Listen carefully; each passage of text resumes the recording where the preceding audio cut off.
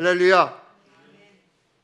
5월 마지막 날, 마지막 주일에 하나님의 은혜와 평강이 함께 하시기를 축원합니다. 지방선거로 온 나라가 들썩이고 있습니다. 계엄 선포, 또 대통령 탄핵과 구속, 또 21대 대통령 선거, 또 2026년 6.3 지방선거가 진행되고 있습니다. 우리 모두 정말 어려운 시간을 보내며 맞이하는 지방선거인데, 그래서 그런지 아주 후보들 간의 표현이 점점 더 가격해지고 거칠어지고 있습니다. 바라기는 바르고 유능한 지도자가 선출되었으면 좋겠다, 그런 생각을 갖습니다. 지방이 안정되어야 우리 대한민국이 안정돼요. 갈라치기 하는, 허업만 일삼는 그런 사람들에게 현혹되지 않았으면 좋겠다 싶습니다. 저희 부모는 이미 선거를 마쳤는데요. 여러분들도 국민의 주권인 선거에 꼭 참여하시기를 부탁드립니다. 6월 3일이 선거일입니다. 수요일인데요. 일찍 서둘러서 꼭 선거에, 투표에 참여해 주시기를 부탁드립니다. 오늘은 5월 마지막 날이죠. 그리고 또 마지막 주일입니다. 6월이 되면, 내일부터 6월이 시작되는데 6월이 되면 저는 가슴이 먹먹해집니다. 저희 작은아버지가 6.25 전사자이고 아버지는 6.25 참전 용사이시기 때문입니다. 6월 6일 현충일, 또 25일은 한국전쟁, 또 6월 29일은 제2연평해전이 있었던 날입니다. 그래서 6월은 나라를 위해 희생된 분들을 추모하는 호국 보훈의 달입니다. 많은 분들이 나라를 지키기 위해서 목숨을 잃었죠. 또 부상을 당했죠. 지금까지 많은 어려움을 겪고 고통을 당하고 있습니다. 우리는 그 역사를 절대로 잊어서는 안 돼요. 그리고 그 무엇보다도 우리가 그 역사를 잊지 않는 것도 중요하지만 우선해야 되는 것이 있는데, 나라를 위해 기도해야 합니다. 대통령과 위정자들을 위해서 기도해 주시고요. 경제, 교육, 문화, 노동자, 군인들, 학생들, 이 사람들 전체를 여러분들이 함께 기도해 주셔야 돼요. 그냥 하나님 우리나라 지켜주세요, 잘되게 해주세요, 이렇게 기도하지 마시고, 퉁쳐갖고 기도하지 마시고, 하나님 지금 대통령 이름 불러가면서, 또 국회의원들 많잖아요. 298명인데 그 사람들 이름은 다 부르지 못하지만, 장관들, 또 경제를 이끌어가는 수장들, 또 노동의 일을 하면서 우리나라에 그분들이 없으면 산업이 발전하지 않았잖아요. 그분들도 위해서 기도하시고, 군인들을 위해서도 또 기도해 주시고, 그렇게 기도하는 것이 우리나라가 사는 길입니다. 내일부터 시작되는 6월 한 달, 모든 날이 복되기를 주님의 이름으로 축원합니다. 아멘. 여러분, 궁금해서 여러분에게 질문을 하는데요. 여러분도 그러시는지 모르겠어요. 매일매일 여기저기서 모르는 전화가 오세요? 여러분들도?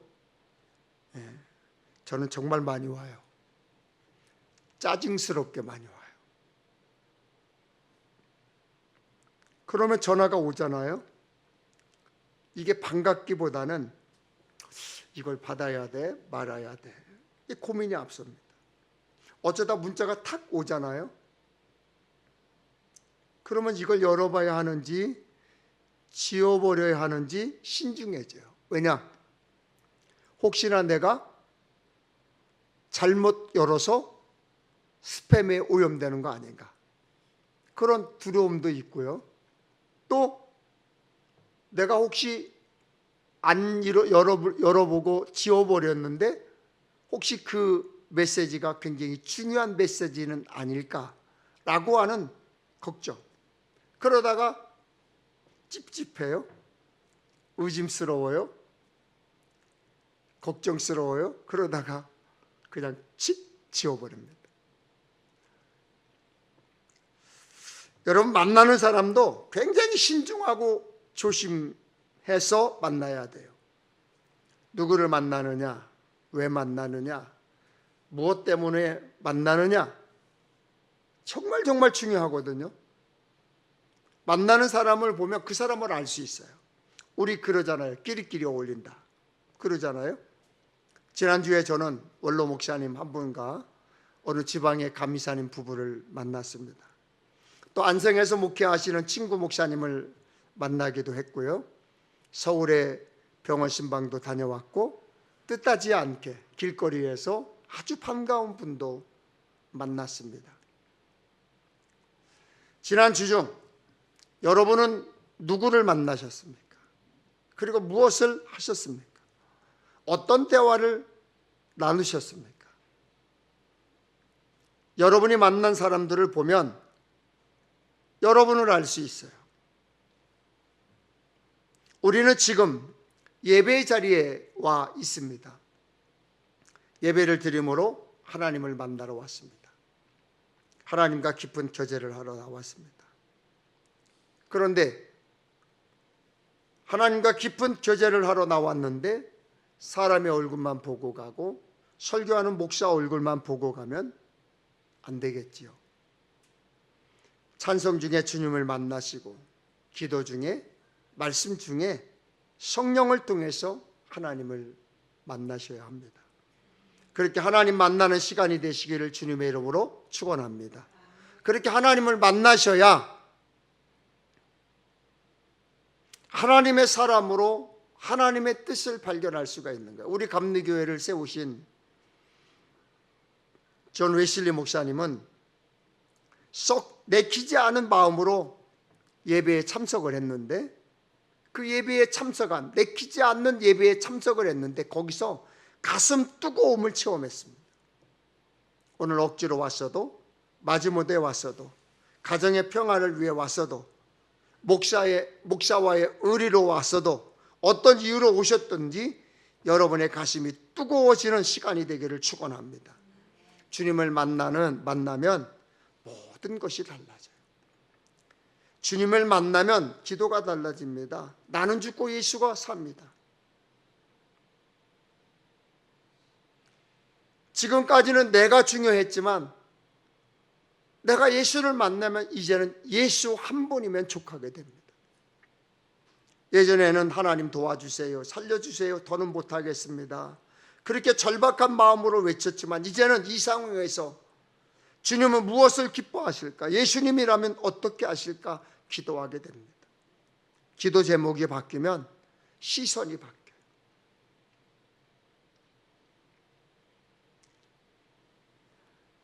상황을 바라보는 눈이 아니라 주님을 바라보는 눈으로 살게 됩니다. 하나님을 만나기 전에는 내가 하나님의 자리를 꿰차고 앉아 있었어요. 그리고 나를 높여주세요, 나를 세워주세요 기도했습니다. 그러나 주님을 만나면 주님 나를 굴복해 주세요, 오직 주님만 높이기를 원합니다, 그렇게 기도를 하게 됩니다. 제 동기 목사님 중에 한 분이, 제가 이제 국어를 전공하고 또 신학을 전공하고 감리교에서 어느 어른 목사님이 감리교에서 목회를 했으면 좋겠다, 그래서 다시 감리교 협성신학대학교를 편입을 해서 갑니다. 3학년 편입을 했는데 이제 총장님이 면접을 하면서 배전사 그러지 말고 대학원에 진학을 하지 그래요. 그래서 저는 동기를 좀 만나고 싶습니다. 동기를 만들고 싶습니다. 그래서 3학년 학부를 편입합니다. 근데 편입을 하다 보니까 이미 2년 3년을 사귄 친구들이 많이 있고 저는 이제 갓 들어갔잖아요. 저희 동기들이 편입생 동기가 6명인데 그냥 동떨어진 거예요. 이렇게 모래알처럼 동떨어져 있었어요. 그런데 그 중에 아주 독특한 동기가 있었어요. 아주 독특해요. 평택에서도 목회를 하셨었는데 그분이 기숙사에 들어갔는데 기숙사에 아주 섬뜩한 말을 써서 붙여놨어요. 하나님, 나를 철저하게 짓밟아 주시옵소서. 그런 거를 딱 써놓은 거예요. 그래서 저는 딱 들어갔는데 얼마나 섬뜩한지, 야, 뭐 저렇게까지, 제가 그랬어요. 뭐 저렇게까지. 그런데 그분이 그러더라고요. 배준사, 나는 하나님 앞에 철저히 짓밟히지 않으면 나는 불쑥불쑥 내 의가, 내 생각이, 내 마음이 올라와. 그래서 하나님이 나를 철저히 짓밟아 줘야 돼. 그렇게 말씀하시더라고요. 그래서 저는 그분 대단하게 봤거든요. 정말로 대단하게 봤거든요. 그런데 목회를 한참 하고 나다 보니까 정말 그때는 목회를 하다 보니까 짓밟힘이 안 밟혀졌는지 나중에 자기 성격, 자기 뜻대로 그게 나와가지고 그냥 저 다른 데로 쫓겨갔어요. 오늘 예배를 통해 주님을 만나잖아요. 그렇게 되면 우리 인생이 바뀌어요. 우리 삶이 바뀌어요. 지금까지 나 했던 그 인생이 이제는 주님 뜻대로, 주님 생각이면 주님 섭리, 이렇게 바뀌는 거예요. 예수님께서 십자가에서 처형당하는 모습을 보고 모든 희망을 잃고 낙심하고 시리에 빠져 있던 두 제자가 고향 엠마오로 가고 있었습니다. 그들은 예수님의 죽음과 부활에 대해 심각하게 이야기하고 있었습니다. 그리고 투덜대며 고향으로 돌아가고 있었습니다. 그때 부활하신 예수님이 그들 가까이 다가오셔서 동행하고 있었습니다. 그런데도 그들은 부활하신 예수님을 발견하지 못해요. 부활하신 예수님을 알아보지 못해요. 예수님은 제자들에게 성경을 들려줘요. 음식도 함께 나눠 먹습니다. 그때서야 제자들의 눈이 밝아져 성경을 들려주고 함께 식사하던 분이 예수님이구나. 그때서 깨닫게 되었습니다. 그래서 누가복음 24장 32절에 그들이 서로 말하되 길에서 우리에게 말씀하시고 우리에게 성경을 풀어주실 때에 우리 속에서 마음이 뜨겁지 아니하더냐? 그렇게 두 제자는 엠마오로 가는 길에서 예수님을 만났고 가슴 뜨거움을 체험하게 됩니다. 오늘이 그런 시간 되기를 축원합니다. 성령 받으면 인생이, 삶이 달라져요. 지금까지 다른 사람들처럼 다 주저앉아서 코박고 있던 삶이 이제는 주님으로 인하여 희망이 불타오르기 시작합니다. 본문에 보면 모세는 광야에서 하나님을 만났습니다. 모세가 그의 장인 미디안 제사장 이도로의 양떼를 치더니 그떼를 광야 서쪽으로 인도하여 하나님의 산 호렙에 이르매 여호와의 사자가 떨기나무 가운데로부터 나오는 불꽃 안에서 그에게 나타나시니라. 오랜 세월 많은 장소에서 많은 때와 기회가 있었습니다. 하나님이 모세를 만날 만한 때, 만날 만한 장소가 있었을 것입니다. 그런데 왜 하나님은 모세 나이 80일 때 진짜 험한 광야 들판에서 하나님이 정한 때와 하나님이 정한 방법으로 하나님의 산에서 모세를 만나셨을까요? 모세가 바로의 왕궁에서 살다가 광야로 도망갔어요. 왜요? 사람을 죽였거든요. 40대부터 광야에서 살았습니다. 그러면 광야 생활 10년이면 되고 조금 길게 봐도 50대쯤 하나님의 부르심을 받을 수 있지 않았을까요? 50이면 한참 일할 만한 나이이기 때문입니다. 그건 좀 짧은가요? 그게 아니라면 60은 어떻습니까? 60이 돼도 괜찮습니다. 일할 만하지요? 그럼 70세면 어떻습니까? 그것도 그리 나쁘지 않습니다. 그런데 70이 넘으셔도 인정받고 씩씩하게 건강하게 일하는 분들이 많이 계신데 모세도 그때 부르셨으면 얼마나 좋으셨을까요? 그러나 하나님께서는 광야 생활 40년을 꽉 채운 80세 된 꼬부랑 노인 된 모세를 부르셨어요.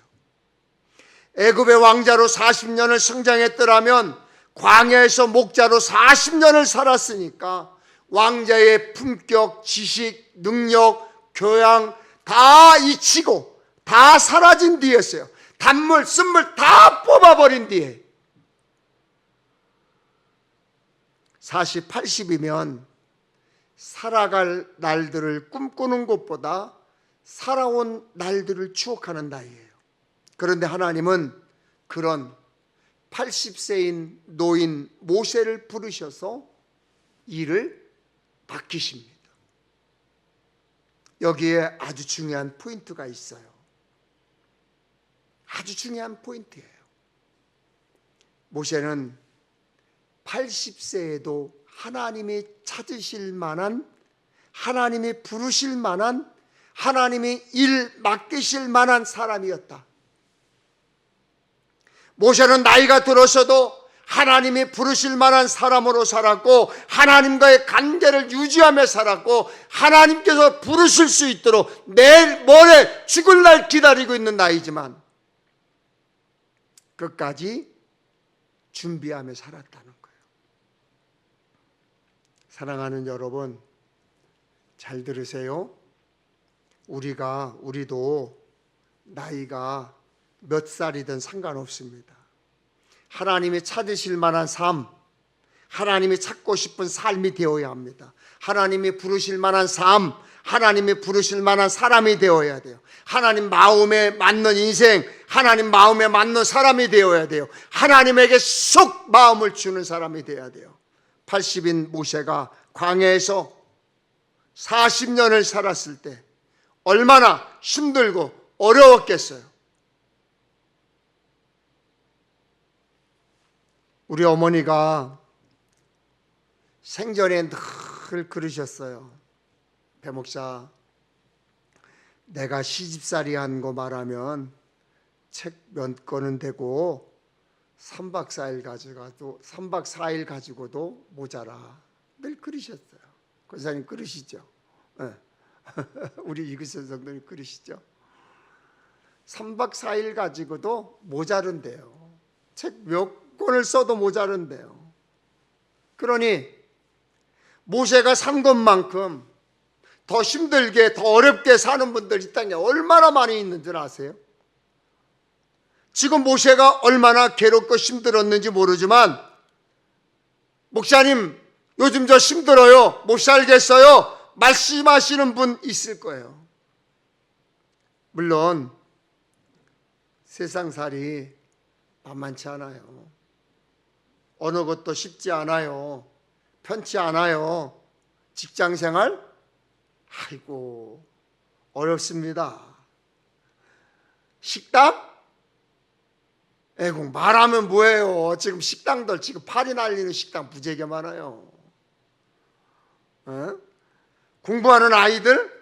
야야야 니들 지금 공부할 때가 제일 좋아. 아빠 엄마가 있으니까 내가 늦기 전에 빨리 더 공부해 말하지만 여러분 공부가 얼마나 힘들어요. 요즘 삼성전자 배당금으로 평택 고덕가 동탄 지구 사람들이 애들 보고 그런대요. 야 공부하지 말고 삼성전자 고시 봐. 삼성전자도 이제 고시래. 고시. 삼성전자 들어가. 그게 어디 쉬워요? 쉽냐고요 여러분.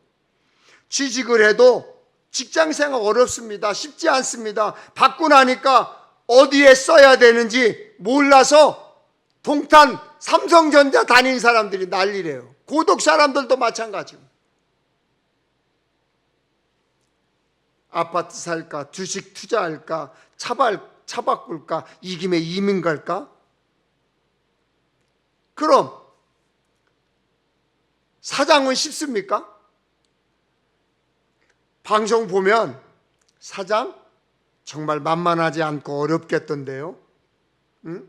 요즘 식당 정말 어렵다고 그러던데, 그래서 실패하고 손 털고 손해보고 배신당하고 문 닫고 가슴 아픈 일도 겪습니다. 그렇더라도 우리가 하나님 마음에 들게 살면 하나님이 찾아주시고 하나님이 불러주셔서 당당하게 감사하며 살 수 있음을 믿으시기를 바랍니다. 여러분, 그러면 어떻게 하면 하나님 마음에 들까요? 어떻게 하면 하나님 마음에 들까요? 요즘 저희 집사람 마음에 들게 하려고 안 하던 청소도 좀 하고, 저 들어가면 그냥 후다닥 옷 다 벗어버리고 그냥 여기저기다 놓고 양말도 휙 던지고 그랬었거든요. 요즘은 제가 양말 벗어서 세탁해도 탁 집어.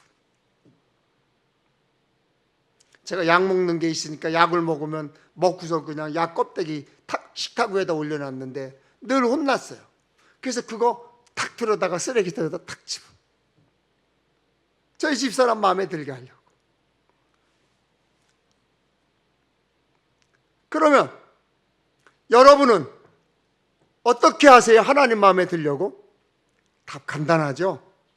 모세처럼 변함없이 하나님과 관계를 잘 유지하면 돼요. 저희 집 가훈이 있어요. 늘 꾸준하게 똑같이. 저희 집 가훈이에요. 아무리 힘들고 어려워도, 죽을 만큼 고통스러워도 하나님 마음에 합한 삶과 믿음을 지키려 애쓰면 되는 거예요. 그리고 하나님과 늘 꾸준하게 똑같이, 조금만 바람이 불러도 갈대처럼 이리 흔들리고 저리 흔들리고. 갈대의 순종이 되면 무너지는 거예요. 평상시에 늘 연락해서 잘 계시냐, 건강하시냐 묻고, 가끔 만나서 짜장면도 나눠 먹는 사람이 힘들다고 하면 어떡하냐고 안타까워하고 걱정해주고 기도해주는 관계가 되는 거예요. 그런데 1년, 2년 전혀 연락이 없어. 갑자기 전화해서 드릴 말씀이 있다고 하면 여러분 어떠세요? 겁나지 않던가요? 왜 그러지? 생전 연락도 없다가 왜 갑자기 날 찾는 거야? 그런 생각이 들잖아요. 거기다가 진짜로 돈 빌려달라고 하면, 청첩장 쑥 내밀면 여러분 마음 어때요? 엊그저께 원로 목사님 만나서 밥을 먹는데, 야야야 너 네 친구 누구누구 목사 알지? 예. 갑자기 몇 년 동안 연락 없다가 우리 집 불쑥 찾아왔더라? 왜요? 자기 딸 결혼한다고 청첩장 주고 가더라? 글쎄가 그 다음에 궁금했어요. 그래서 형님 어떻게 하셨어? 그 친구 나가자마자 청첩장 푹푹 찢어 쓰레기통에 넣었어. 여러분, 욕 바가지로 먹습니다. 욕 바가지로 듣습니다. 우리는 하나님과의 관계를 계속 유지하며 살아야 합니다. 그래야 하나님께서 우리를 찾아주시고 불러주는 거예요.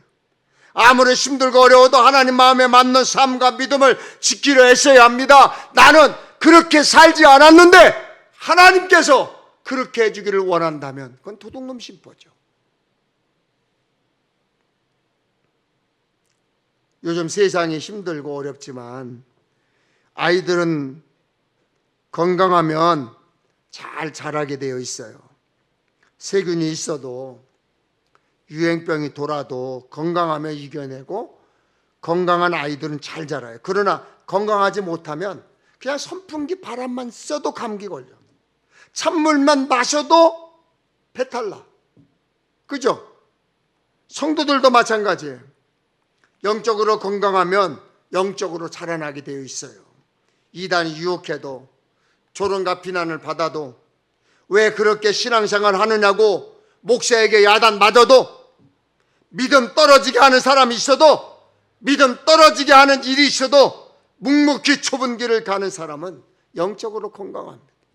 영적으로 성장합니다. 아무리 그 사람들에게 비바람이 몰아쳐도 흔들리지 않고 무너지지 않아요. 그런 사람은 살아요. 건강해요. 성장해요. 결국 축복을 받습니다. 하나님의 은혜 안에 거하게 되어 있어요.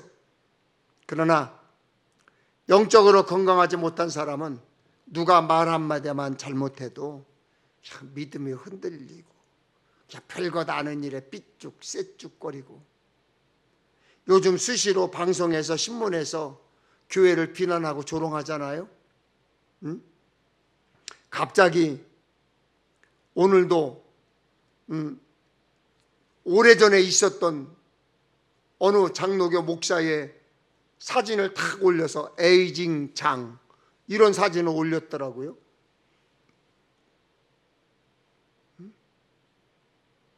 아주 오래전 일을 갖다가 그분 죽었어. 그런데도 불구하고 오래전 얘기를 갖다 사진까지 끌어들여서 선거 때니까 막 끌어들여갖고 난리를 쳐. 그렇게 수시로 비난하고 조롱하잖아요. 그렇게 방송에 신문에 교회와 기독교인들에 대해서 부정적인 그냥 일이 보도되면 믿음이 흔들리고 같이 막 떠들어대고 교회가 어떻다는지 목사가 어떻다는지 장로가 어떻다는지. 왜 그래요? 영적으로 건강하지 않기 때문에 그래요. 영적으로 건강하지 않기 때문에. 요즘 가끔 식사하러 가잖아요. 그럼 저희 집사람이 크게 불러요. 목사님! 저한테. 목사님, 이거 이렇게 드세요. 이거 이렇게 드세요. 일부러.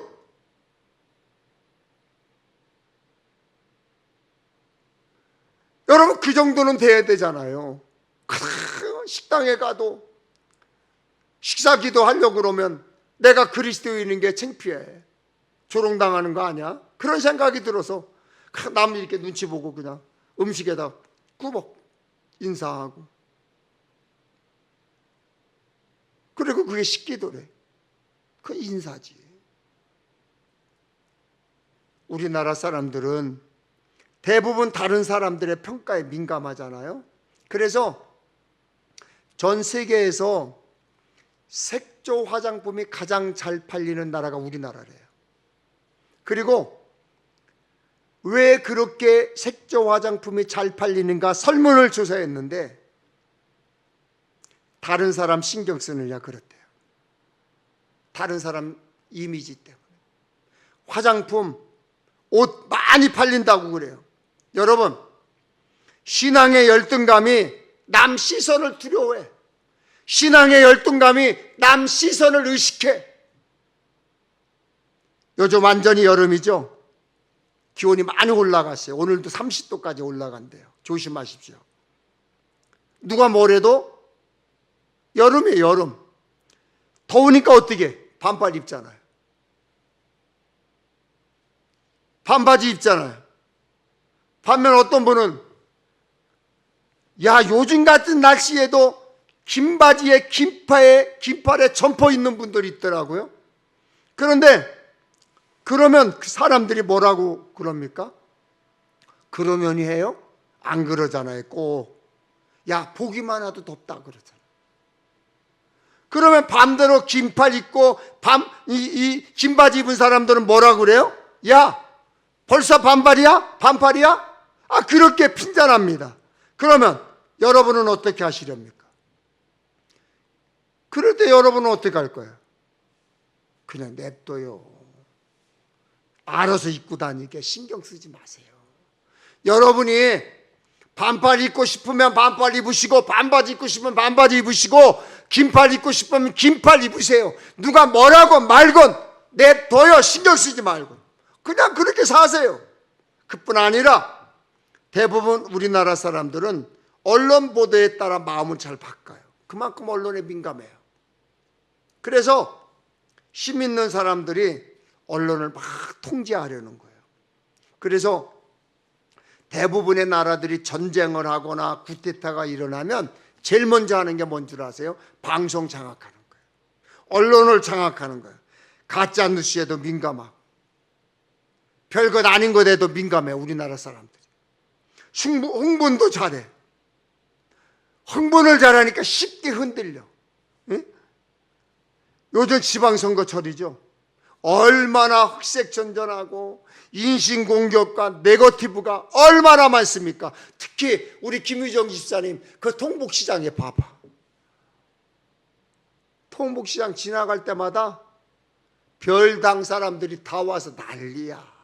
춤춰가면서 막 이름 부르면 가끔가다 어쩌다가 그 사람들 외치는 소리 들어보면 되지도 않는 말을 막 외쳐.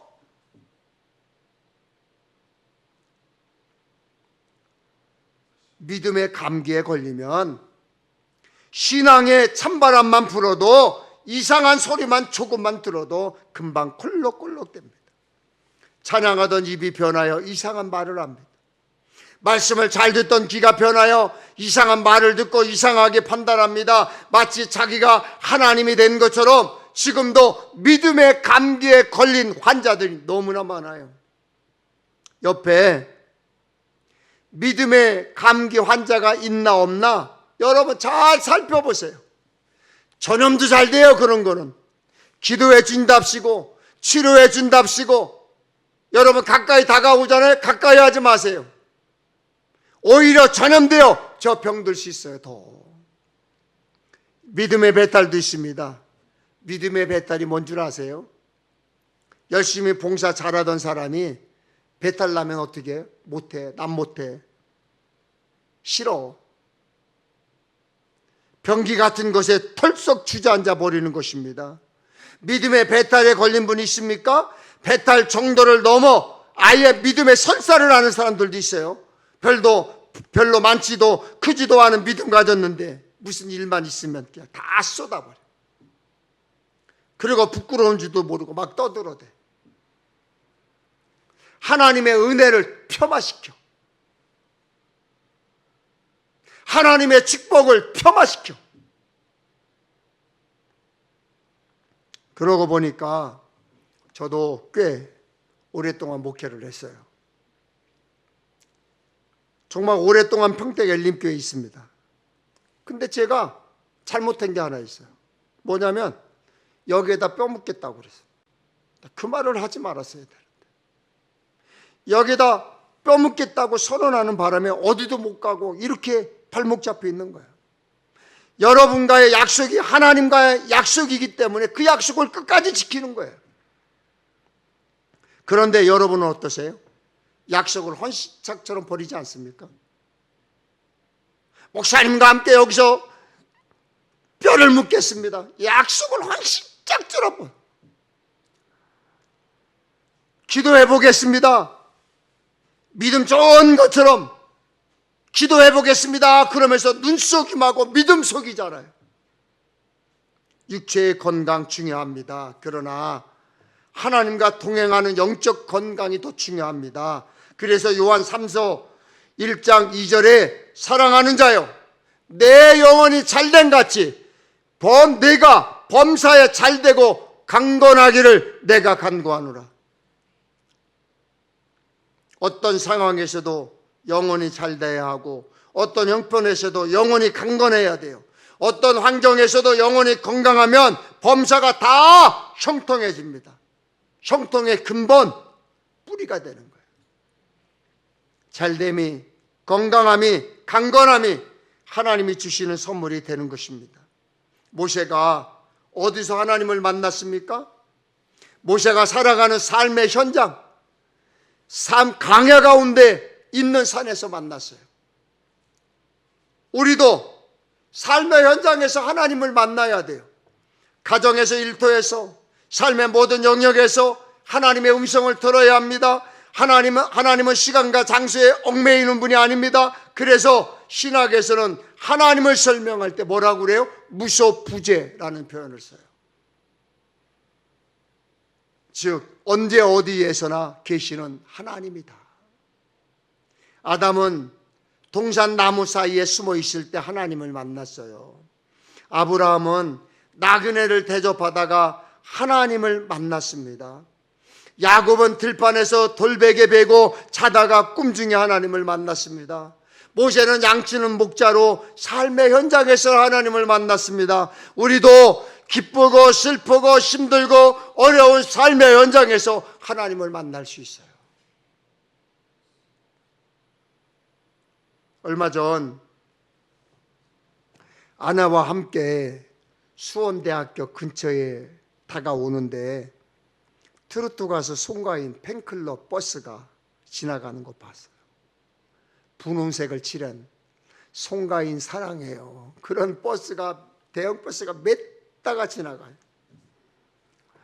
제 장모님은요, 올해 87살 권사님이세요. 평생을 시집 오셔서 예수 믿기 시작하고, 할머니가 권사님이셨는데 시어머니가 이제 시집 왔더니 권사님이시니까 이제 저희 장모님이 이제 교회를 따라 다니기 시작해서 이제 평생을 지금 권사로 있어요.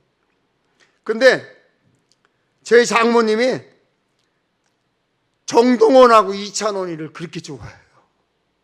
그래 콘서트에도 다녀오셨어요.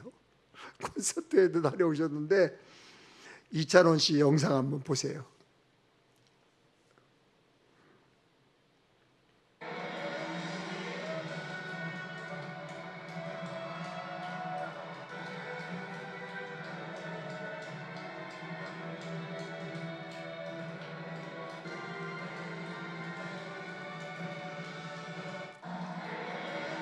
음악이 나와야 되는데 왜?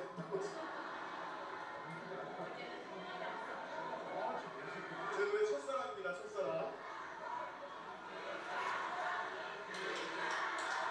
여러분 이게 바로 행사의 묘미고 라이브 생중계의 묘미예요. 그렇죠? 내가 보니까 우리 음향 감독님도 이창훈이 여주에도 오래 있으라고 시간을 끄는 거거든요. 자, 준비됐나요? 네, 대단하죠. 대단해요. 콘서트 영상을 보면 이제 가수가 등장하면요, 할머니들이 오빠 오빠 그런데요. 가수들보다 나이 많은 아주머니, 할머니인데 소리 지르고 뭐 티셔츠 맞춰 입고 야광봉은 들고 춤추기도 하고. 저는 이렇게 세상이 어떻게 돌아가는지, 사람들의 관심사는 무엇인지 알기 위해서 책도 읽고 영화도 보고 강의도 들으러 다니고, 때론 사람들이 많이 모이는 곳 여기저기 다니기도 합니다. 아내가 마트에 간다고 하면 저도 따라가요. 어떤 때는 시장에도 따라갑니다. 서울에 어느 목사님이 사모님 따라 시장 가는 것을 그렇게 좋아하셨대요. 어느 날 어떤 분이 팔던 물건을 감추고 불이롭게 도망가더래요. 알고 보니까 자기 교인이더래요. 목사님을 발견하고 시장에서 초라하게 장사하는 모습이 부끄러워서 목사님이 탁 보이자마자 도망간 거예요. 여러분, 그게 그렇게 부끄러운 것인가요? 뭐가 부끄럽습니까? 열심히 일하는데 왜 부끄럽습니까? 그래서 주일 오후에 예배 끝나고 목사님 부부가 그 교인을 불렀대요, 따로. 그리고 맛있는 음식을 대접하면서, 자매님, 하나님 앞에서도 그 일을 부끄러워할 거예요? 이렇게 물었다는 거예요. 우리의 삶의 현장인 가정, 일터 어디서나 감사하며 멋지게 최선을 다하며 살아야 돼요. 어떤 자리에서 누구를 만나든 예수 향기 풍기며 살아야 돼요. 성질 내고 싸우지 말고 만나는 사람들에게 좋은 인상 남기세요. 어떤 분이 에어컨을 구입했습니다. 그런데 에어컨이 얼마 지나지 않아서 고장이 났어요. 그래서 새로 산 에어컨이니까 주인이 얼마나 화가 났겠어요.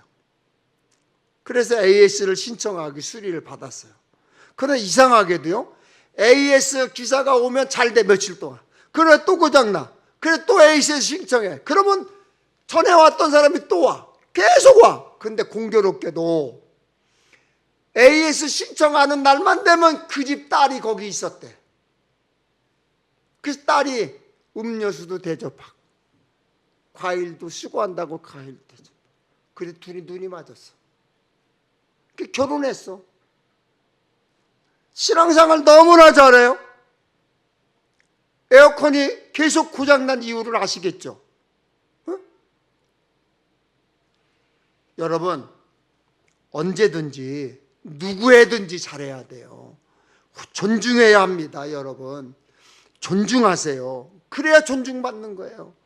누구에게든지 예수의 향기를 풍겨야 합니다. 언제 어디서나 하나님 마음에 아픈 삶, 하나님이 찾으실 만한 삶, 하나님이 만나주실 만한 삶, 하나님이 부르시는 삶, 예수 향기 풍기는 삶, 하나님을 존중하고 이웃을 존중하는 삶, 목회자를 존중하며 성도를 섬기는 삶, 그리하여 하나님께 쓰임받는 삶이 되시기를 주님의 이름으로 축원합니다.